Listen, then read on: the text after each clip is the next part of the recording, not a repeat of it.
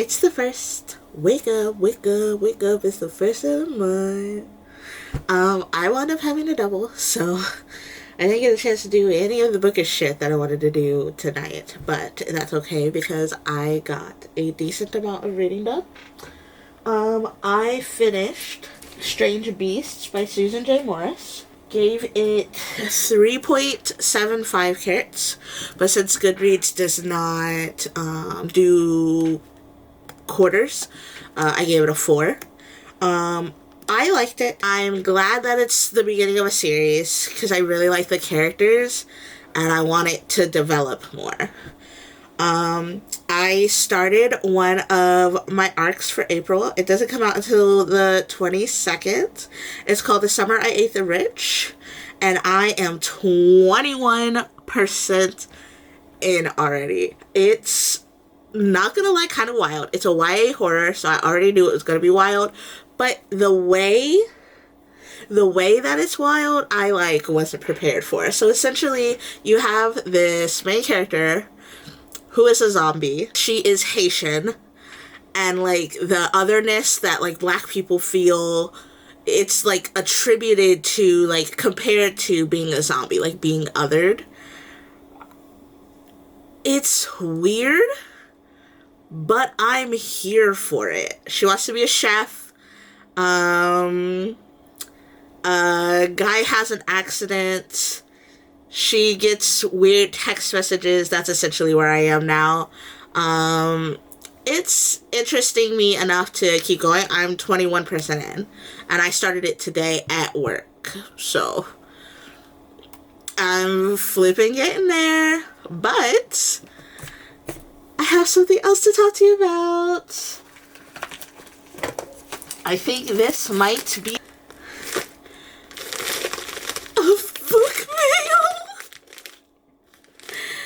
So I have book mail from Ruthie Knox and May Marvel. I'm so hyped for this. So let's go ahead and open it. Okay, so we have an advanced reader copy. This is physical. I'm touch it, you hear it. It's called Homemaker by Ruthie Knox and Annie Mayer.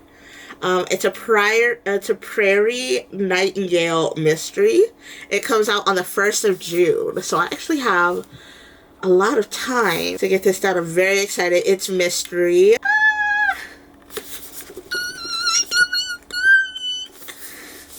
Okay. It says on the back, domestic life can be a crime. Prairie Nightingale is both the midlife mother of 2 teenage girls and a canny entrepreneur who has turned homemaking into a salaried profession. She's also fascinated with the gritty details of other people's lives. So when seemingly perfect Lisa Radcliffe, a member of her former mom friend circle, suddenly disappears, it's in Prairie's nature to find out why. Given her innate talent for vital pattern recognition, Prairie is out to catch a few clues by taking a long, hard look at everyone in Lisa's life and uncovering their secrets, including Lisa's. Prairie's dogged curiosity is especially irritating to FBI agent Foster Rosemare, the first interesting man Prairie has met since her divorce.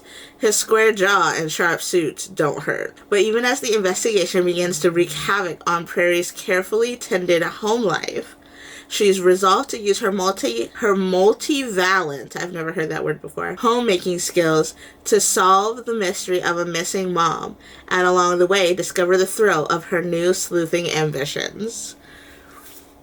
It's so cool. I'm so excited.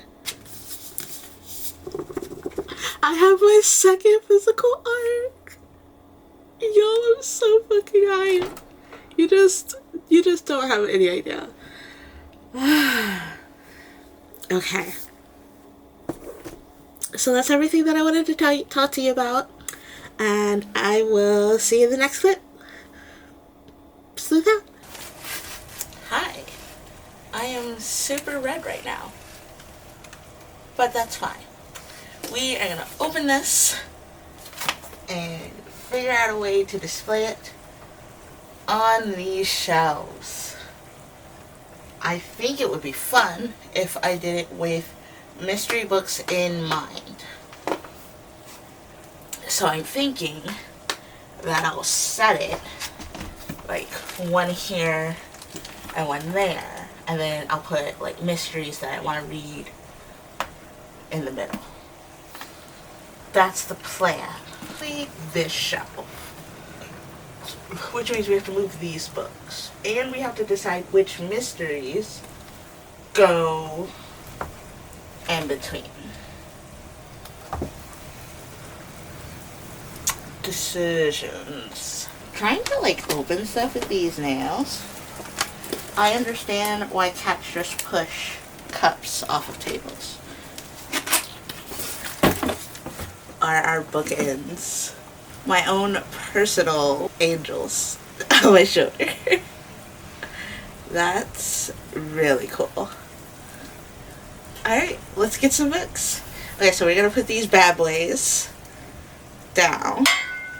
And we're going to take all the books off the shelf.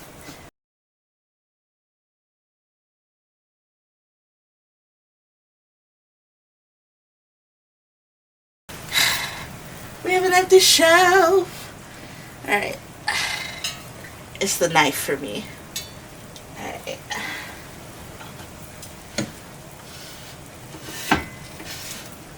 I wonder if it matters. I like him on the left. Is that weird? Okay. Ooh, it does not leave a lot of space, does it?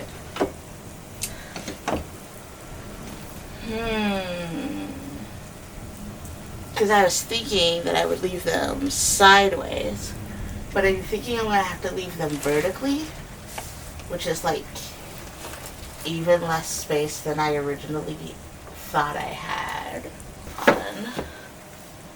I'm going to do Killer Instinct because it's the next one that I need to read. Then we're going to do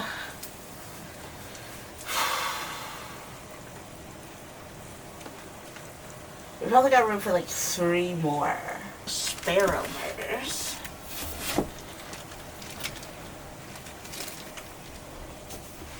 Leave that at the end because he's kind of short. Alright, yeah, like, we probably have room for like 2 more. Kill Your Darlings.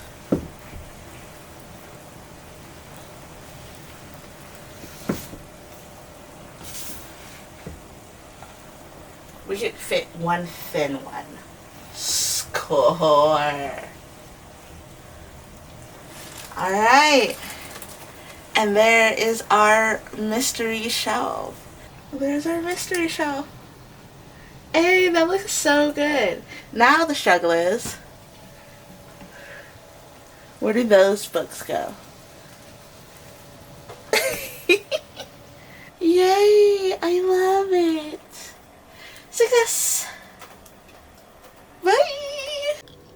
Welcome back. I'm Gabs. This is the Inkbunnie. Today is the 2nd of April, and I have done nothing. I took books back to the library. I got more library books.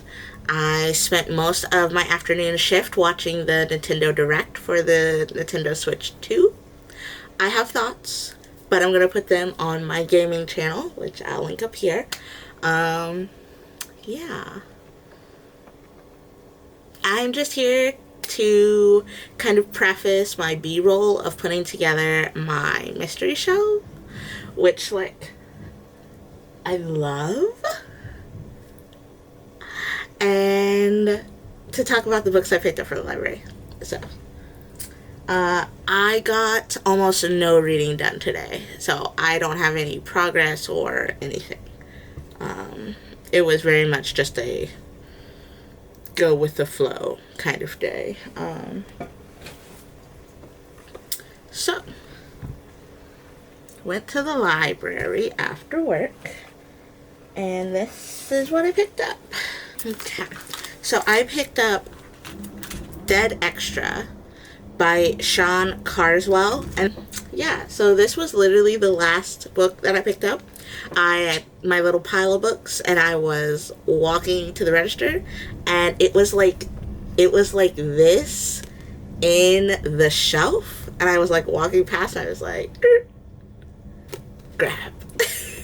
So it's essentially covered up, but essentially there's like a cop. He's coming to Hollywood. Turns out there's like some back alley crimes, blackmailers shooting dirty movies. It's like a deadly cross between The Day of the Locust and LA Confidential. I don't know. I haven't seen any of those things. But I like the way that it sounds, and it's super short. It's not even 300 pages, so I thought that would be fun.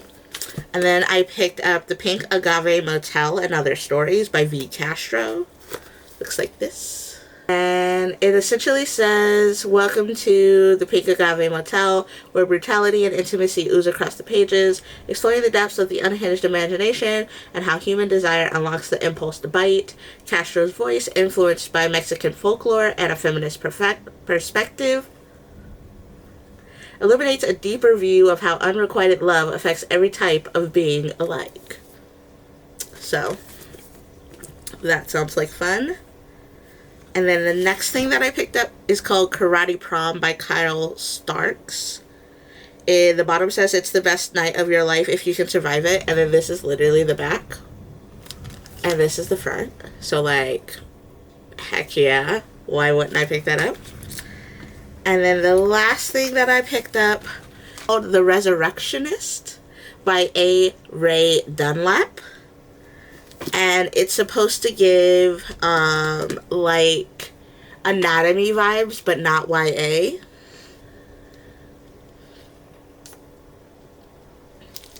And it says that it's a dazzling debut novel of dark academia in the early 19th century.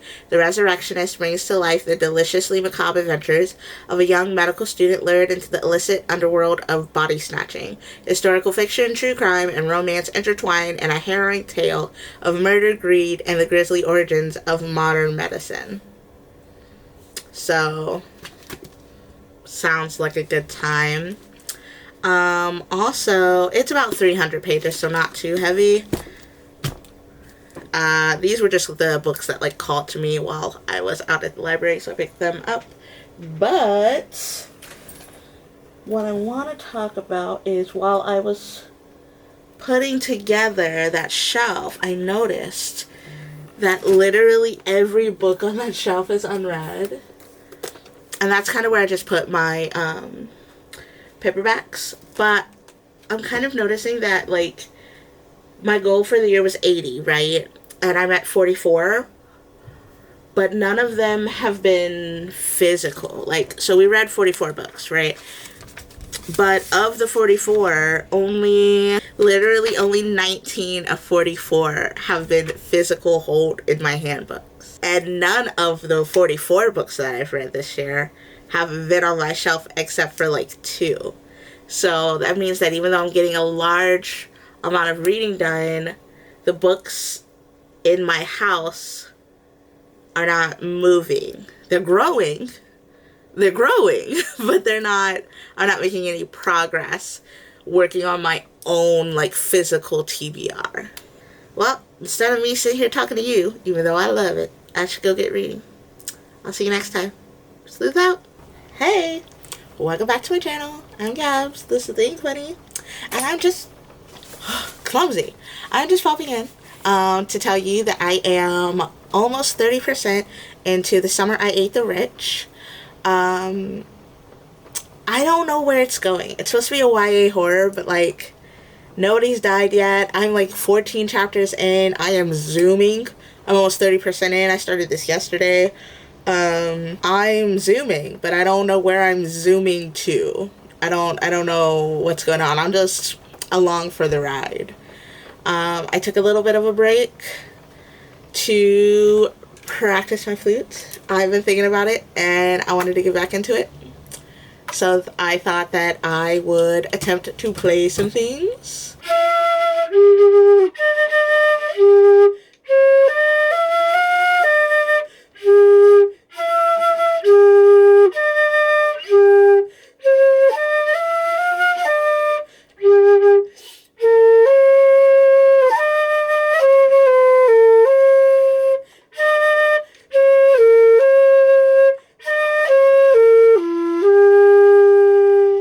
If you know what it is, put it in the comments. But yeah, I just wanted to hop on and play a little bit and show you that I'm practicing, so you can ask me about it later and hold me accountable, because I want to learn more music. I want to play more. I ran into some ladies at my restaurant that were part of the musical theater community of my town, which I didn't know was so big as an adult. Like, I know you could do a lot of shit as a kid. I did. And I did some in high school and middle school and elementary school and college. But after college, I was like, oh, well, you know, I'm not an actor, so I guess this is just the end of me. It's not. There's a whole community thriving. So, yeah, maybe I will audition for some stuff soon. Or play in the orchestra. I really miss performing. Like, that should be obvious. I'm on the internet. Yeah, I miss performing. I miss being in band. I miss playing with other people. I miss playing my instrument. I miss a bunch of stuff. So, yeah. I washed my hair. It's so soft still. Like, it's never been this soft. I don't know what I did different. I don't know. It's so soft. Bye. Okay, so I just finished Summer I Ate the Rich, Mika and Maritza. I'm gonna give it 4.75. I liked it, but the synopsis states that it's a YA horror. So I'm expecting blood. I'm expecting guts. She's a zombie. I'm expecting, like, physical, tangible, bloody revenge. She got her revenge, but it was very, like, low-key. And with her zombie powers, I was expecting, like, fucking carnage. Like, we have Black writers, we have a Black main character who's upset at the injustices. Her Haitian mother works for a rich white family that could change everything with, like, a snap, and they still don't. They don't want to let her leave for literally 48 hours so she can go pay her respects in Haiti, because they don't want to deal with the grandfather, which, like, I was expecting the grandfather or the great-grandfather or whatever, the guy that she's taking care of, I was expecting him to be, like, decrepit, like, bed-bound. This motherfucker is free running the highway. He will be fine for 48 fucking hours. But because they had the power, that's what they wanted to do. So when that occurred, and then she was actually able to gain a leg up, I was expecting mayhem. Mayhem, utter despair. Like, I was expecting scorched earth. And that's not what I got. And once again, like, this book would have been 5 stars, perfectly fine, if the synopsis had just done its job. Once again, I have been betrayed by synopsis. I don't know who's writing them, but they need to stop. I really liked it. I love how she became her own. I love the different definitions of zombie. A Haitian zombie is something completely different, but it's still that existential crisis that all Black Americans have. It was so good. It was more of, like, an overall look at all of the things that Black people have to deal with on a day-to-day basis in the lens of horror, rather than a grr, bleh, bleh, dead kind of horror, which is what I was expecting. But I liked it. I am very excited to see what else comes from these writers. I had a great time. Make sure you guys go check it out. It comes out the 22nd of April. And now that I've finished it, I'm going to start Seal Your Fate. And then I'll only have 2 books left. Bat Eater and Other Names for Corzang and Bearer of Bad News. And those aren't due until the 29th. So next week, I'm going to take 7 days and I'm going to read as much Nancy Drew as possible. However many Nancy Drews I can fit in 7 days. That's the plan. I'm very, very excited. So we'll see. But yeah, Summer I Ate the Rich, 4.75 carats. Had a good time. Make sure you go check it out. Bye. Okay, so he just installed my pull-up table that I'm going to use for like my flat lays for my book photos. So this is what it looks like, completely flat. And then all you have to do is pull it up. And I love this like tiger made marble design. And he's hefty too, like that's my arm, that's my body weight. So I'm so excited to start using this and upping my book photography game this year. I love him. So this is the setup for my very first flat lay. The book is How to Sail Your Own Fate by Kristen Perrin. It's about a fortune teller, but I only had tarot cards because that's what I do, so I figured it would work. So I think it looks really good. We'll see.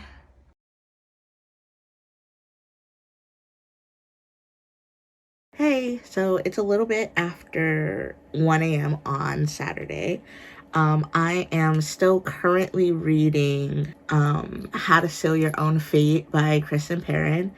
I am zooming though. I'm 44% in and the story has really jumped off. We went from having a fortune teller, the same fortune teller that gave Frances her fortune and essentially changed the entire way that Frances lived her life. She pops up at Annie's home and is like, I have a fortune for you. Do you want to know it? And Annie's like, fuck no, I don't. The fuck? And she's like, you'll want to know it soon, and walks off and sends her on this like kind of a journey to go back in time. And then the way they've like woven the younger lives of like Archie and the fortune teller, it's so good. It's so good. I am gobbling it up. I'm hoping, I don't have any plans this weekend, so I'm hoping to finish it by tonight. And then I can start my new teachers. But you guys, I am loving it. The way that they have like intricately woven the two different timelines. I'm loving it. I'm loving it. I have a budding theory, but I need a little bit more information before I share it. So I'm going to keep that to myself for now. But yeah, I'm freaking loving it. Freaking loving it. Okay, I'm going to go read some more. Bye. Hey, so today is Sunday. It's supposed to be the first day of Nancy Drew week. I was supposed to have finished How to Seal Your Fate by Kristen Perrin yesterday, Saturday. However, I was 72% in, absolutely ready to fucking go ham and finish this book, and then I get called into work. And I'm like, okay, well, I'll go, because your girl is always in need of money. Like, have you seen the economy? So I'm like, okay, I only need to be there for a couple of hours, and then I can go home. You don't need me the whole shift? Bet. I'll come in, make my money, and leave. Why did I leave at 9:30? Why did I leave at 9:30? You called me in at like 3. I got there at 4. That's a whole shift, my guy.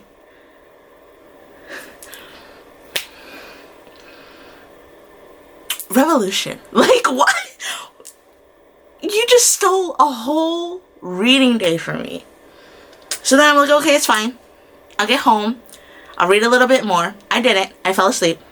Now we enter Sunday. I'm like, okay, I'm going to read this book. Then we decide to go see Boy Wonder's parents and have dinner. And play a couple board games. We get back at like 3 o'clock. 4 o'clock. And I'm like, okay, plenty of hours left. I'm going to finish this book. So I start reading.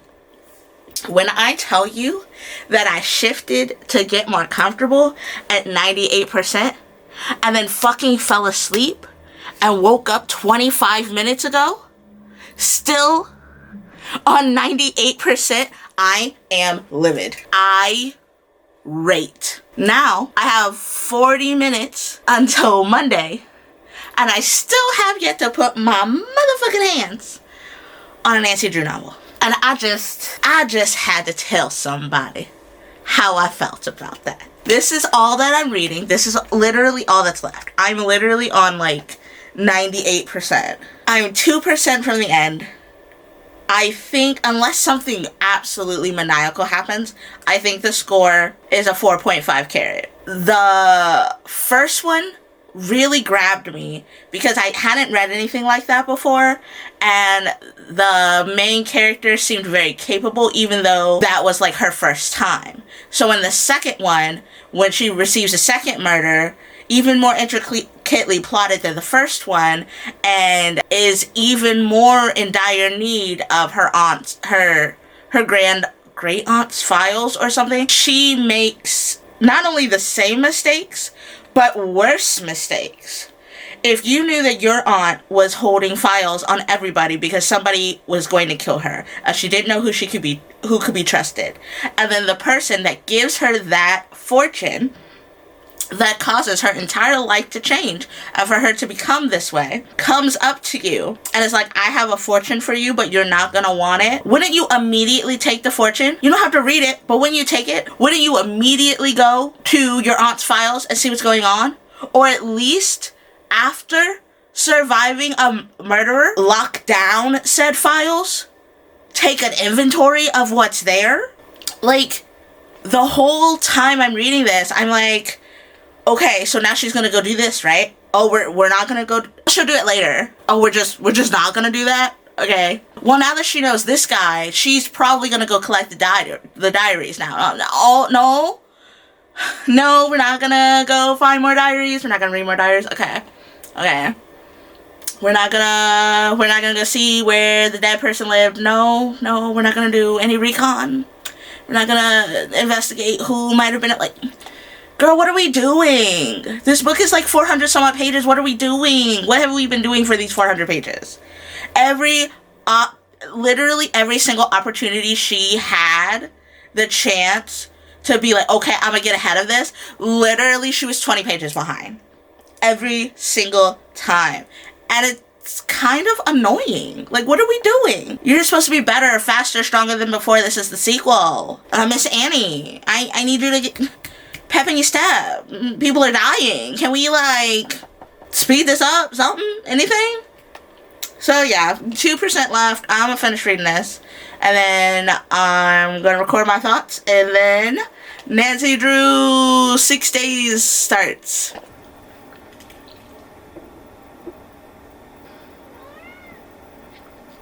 What? There's room for you? What? Yeah, come on.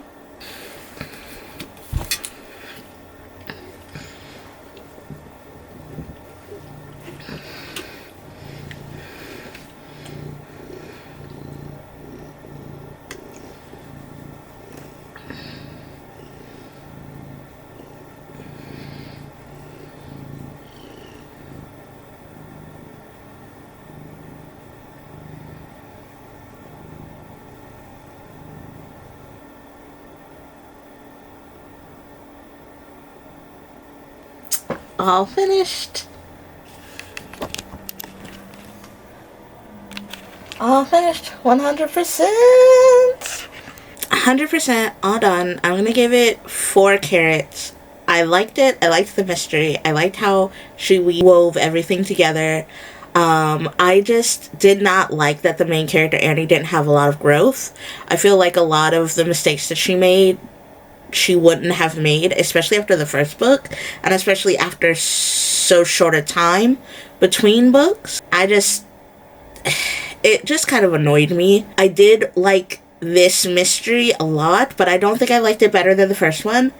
And while we got a lot more of Frances than we got of Annie, I feel like the book could have been a little bit longer just to include Annie's thoughts on that, because this book was very heavily Frances, where the first one was kind of half and half. But I think that's interesting. If there's going to be a third one, I will probably read it. All right, Nancy Drew time. Probably gonna read that one next. Alright, see you soon. Bye.